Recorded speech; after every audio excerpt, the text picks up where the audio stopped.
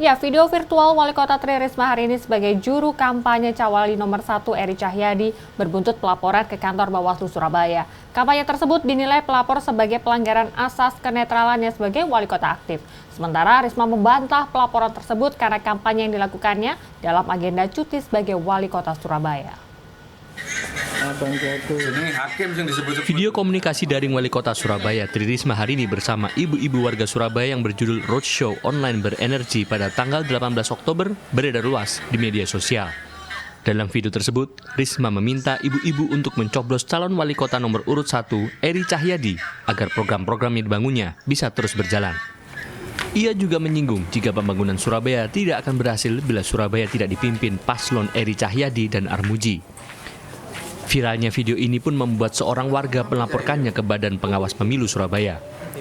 Ia menilai kampanye daring yang dilakukan Risma tidak netral selama Risma masih menjabat sebagai wali kota Surabaya.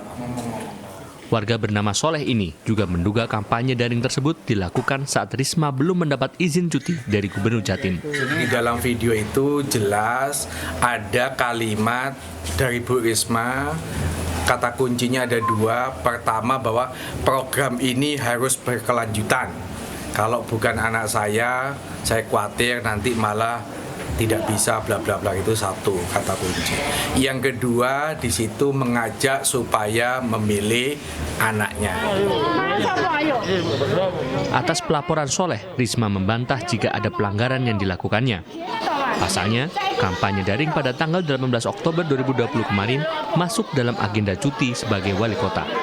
Masa cuti kampanyenya pada beberapa hari tertentu di bulan Oktober, November, hingga Desember sudah mendapat izin dari Gubernur Jawa Timur. Surat balasan Gubernur Jawa Timur sendiri sudah diterimanya pada 15 Oktober. Ia menyatakan hal itu sudah tertera pada Peraturan Pemerintah Nomor 32 Tahun 2018 dan Surat Edaran Menteri Dalam Negeri.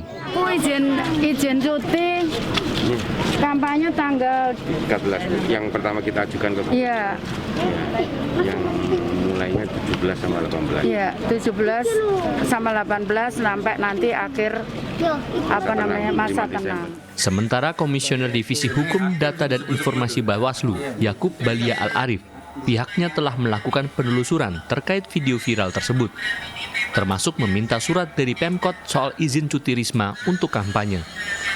Sedangkan terkait video viral Risma ini, Bawaslu mendapati bahwa hal itu dilakukan pada hari Minggu yang bertepatan tanggal 18 Oktober lalu.